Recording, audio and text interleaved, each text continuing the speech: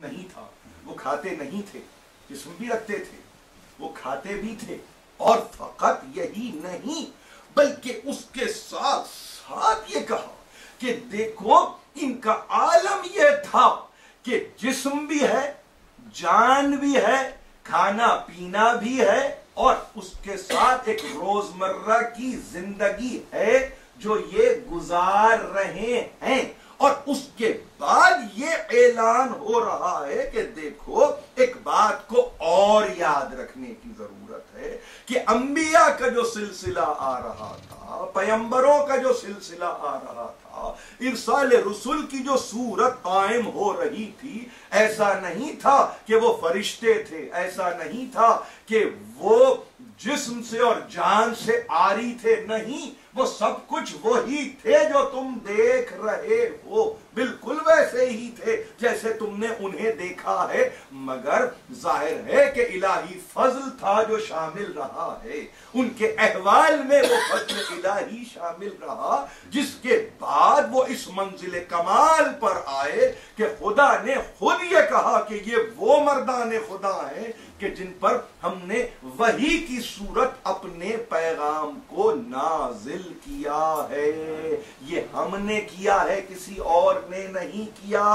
ये जसद रखते हैं, अकल ताम करते हैं, खाना ये खाते हैं, मगर तुम इस जिस्म को और इस खाने पर अपनी निगाहों को न रोक दो, बल्कि इससे आगे देखने की कोशिश करो। फिर कहा, जाहिर है कहा, यकीनन कहा, और यही कहा समझ में अगर बात नहीं आती तो उनसे पूछो जो समझदार हैं, उनसे पूछो जो जिक्र की मारिफत रखते हैं, उनसे पूछो जो तस्करे को बाकी रखते हैं। हमारे पास जुल्म ये हुआ कि बहुत बड़ा नाम है आपके पास फी जमाना, और वो नाम है सैयद अबुल आला मौदूदी का, साहिब तफहीम कुरान है। इन्होंने अहले जिक्र के ताल्लुक से दोनों मकामात को मैंने देखा है, नहल में भी और अंबिया में भी।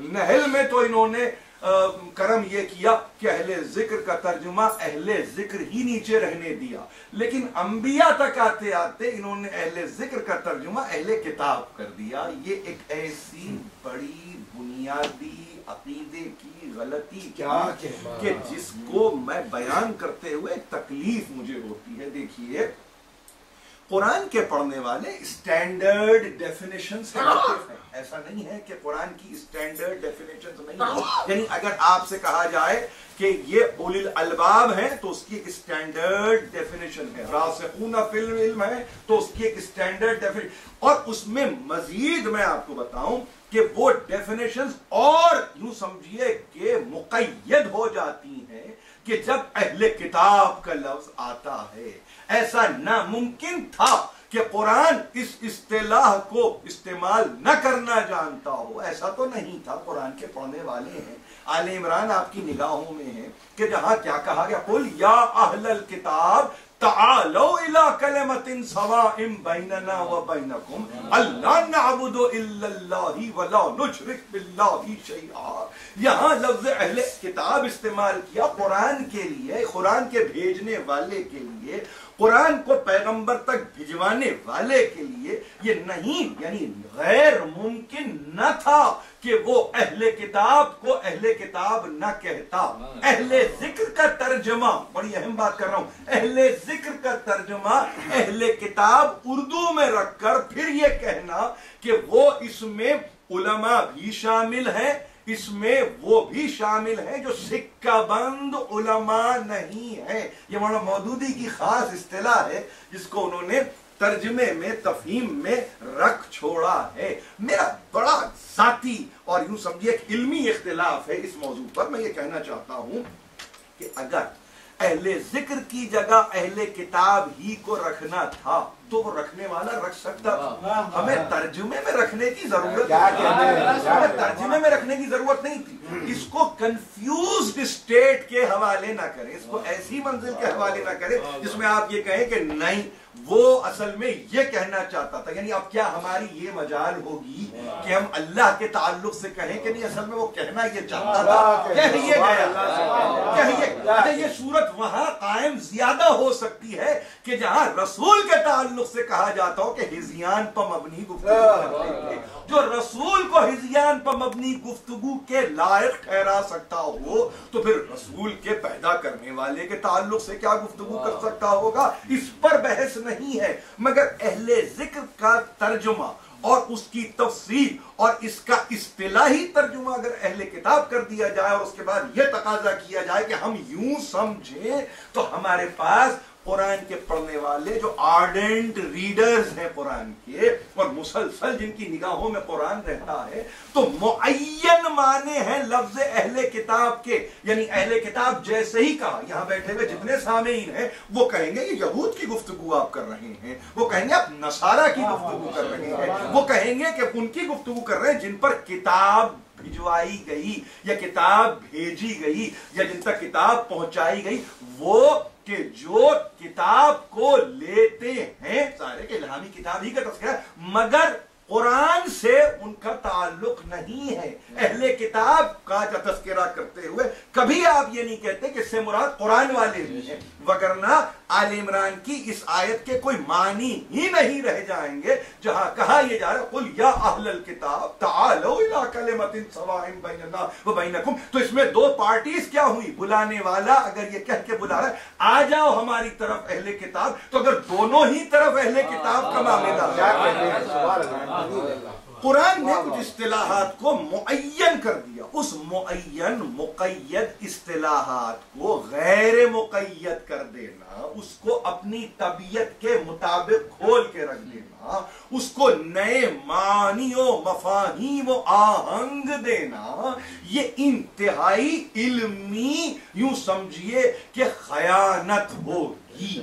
ہم متحمل نہیں ہو سکتے کہ ہم اہل ذکر کے نیچے اہل کتاب کی اصطلاح رکھ کے یہ تقاضا کریں کہ اس سے مراد علماء ہیں. علماء ہیں. پہلی بات تو یہ ہے کہ جہاں اہل کتاب کا تذکرہ ہوا وہاں پر آپ نے گویا یہود کے تعلق سے گفتگو کی, آپ نے نصارہ کے تعلق سے گفتگو کی.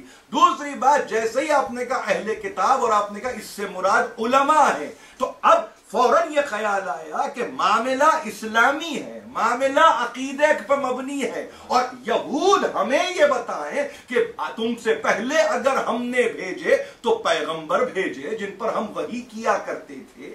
دیکھو پوچھو کس سے, یہود کے علماء سے پوچھو, پوچھو کس سے, نصارہ سے پوچھو, ان کے علماء سے پوچھو. یہ اسلام کی خدمت نہیں بلکہ اسلام کو ایک زحمت میں مبتلا کر دینا, اسلام کو زحمت میں مبتلا کر دینا ہے. ایسی کسی قسم کی کوئی کاوش, کوئی کوشش قبول نہیں کی جائے گی, اس کی پذیرائی نہیں کی جائے گی. لکھنے والے نے لکھا اور وہ دنیا سے گزر گیا, مگر اسی لیے ایک احتیاط کی ضرورت ہے. قلم اٹھاتے ہوئے, کاغذ پر لکھتے ہوئے, اس کو تاریخ کے حوالے کرتے ہوئے اتنی بڑی ذمہ داری ہے کہ گزرنے والا گزر گیا. یعنی اگر میں آپ سے عرض کروں کہ ایک نہیں ربع صدی سے زائد وقت گزر گیا, لیکن بات کیا ہے, بات یہ ہو رہی ہے کہ آج آپ کس طرح سے اس کو یاد کر رہے ہیں. ظاہر ہے کہ جب آپ یاد کر رہے ہیں تو ایک شکایت کے تحت آپ یاد کر رہے ہیں کہ ایسا نہیں کہنا چاہیے تھا. پوری نسل کی آپ نے ذہنی تربیت کچھ اس انداز کی کر دی کہ اہل ذکر سے مراد اہل کتاب ہیں. اب وہاں یعنی گزرنے والا گزر گیا, 25 برس 30 برس ہو گئے, لیکن وہاں یہ کہہ رہا ہے کہ اہل کتاب سے پوچھو. اسے کیا معلوم تھا کہ ایک زمانہ آنے والا ہے جس میں خود آپ کی افکار پر غلبہ ہونے جا رہا ہے اہل یہود کا، اہل نصارہ کا، تو گویا اب آپ نے ایک دروازہ کھول دیا ان نوجوانوں کے لیے جو خود آلریڈی اس وقت متاثر چل رہے ہیں اہل یہود و نصارہ سے، پلٹ کے یہ وہ کہہ سکتے ہیں کہ ہاں ہمارے کامنٹیٹر نے اس وقت کہا تھا کہ پوچھ سکتے ہو تم، یہودیوں سے بھی رجوع کر سکتے ہو، نصارہ سے بھی رجوع کر سکتے ہو، دیکھو اب آگے بڑھ جاؤ تو اہل ہنود سے بھی تم رجوع کر سکتے ہو، مجوس سے بھی تم رجوع کر سکتے ہو۔ یہ فکر کہاں انسان کو لیے جائے گی؟ یہ خدمت ہو رہی تھی، یہ اسلام کی تبلیغ ہو رہی تھی، یہ نشر و اشاعت اسلام ہو رہا تھا،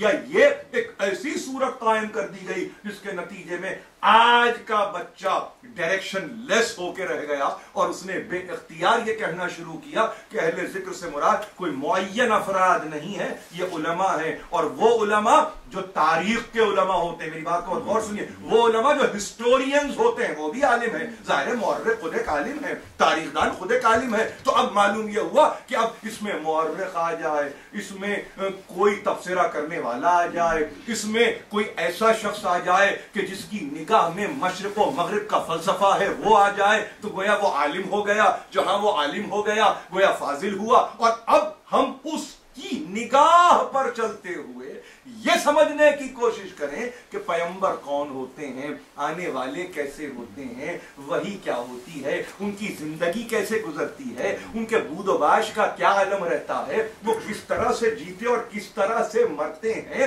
قرآن مجید نے پہلے دن یہ کہا تھا، دیکھو مسئلہ انبیاء کا ہے، مسئلہ اوصیاء کا ہے، مسئلہ اولیاء کا ہے، مسئلہ رجال کا ہے، ان کو کوئی اور نہیں بتا سکتا جب تک کہ وہ خود اس قابل نہ ہو کہ اس کے علم میں جب تک بات نہ ہو اس وقت تک وہ بتا نہیں سکتا۔ یہ قرآن کا طرز استدلال ہے۔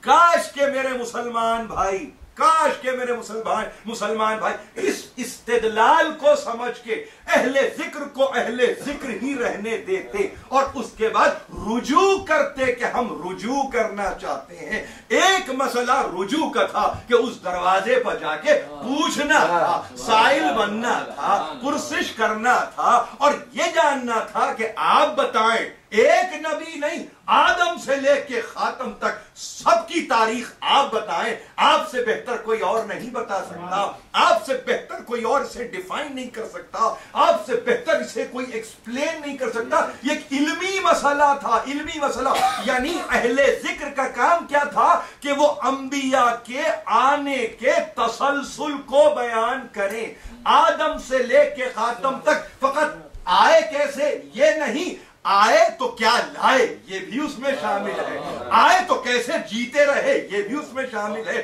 ان کی سنت کیا ہے وہ بھی اس میں شامل تھی، ان کی سیرت کیا ہے وہ بھی ان سے شامل تھی۔ یہ ایک انتہائی اہم مسئلے کو ایک مرتبہ اٹھا کے رکھ دیا اور یہ کہا علماء سے پوچھو، وہ جو صاحبان علم ہیں ان سے پوچھ لو، ظاہر ہے کہ تمہارا بتانا کافی ہوگا، تم ان کو بتا دو اور سمجھ لو نتیجہ۔